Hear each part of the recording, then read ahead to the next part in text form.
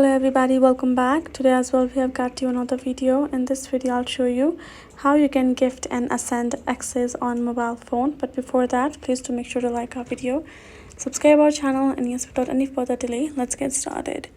For that, you have to simply install the Ronin Wallet. Once you have done that, open it up and sign in. Now right afterwards, go ahead tap on this option of DApps. Then from over here, this kind of interface gonna pop up. Now you can tap on this option of app.axie. Then it's simply gonna open up that Axie app right over here. Let it verify first. Then once it's open, simply go ahead, tap on login and get logged in. Then from over here, go ahead, tap on this little bag icon on top right corner. Then you will find your Axies that are ready to be gifted or ascend. Now only the level 9 Axies can be ascended to the further level. And then tap on this option of manage Axie. Then from over here, you can see your Axie details. In the bottom, you will find this option of ascend, sale, breed, and gift. Now tap on this gift option first.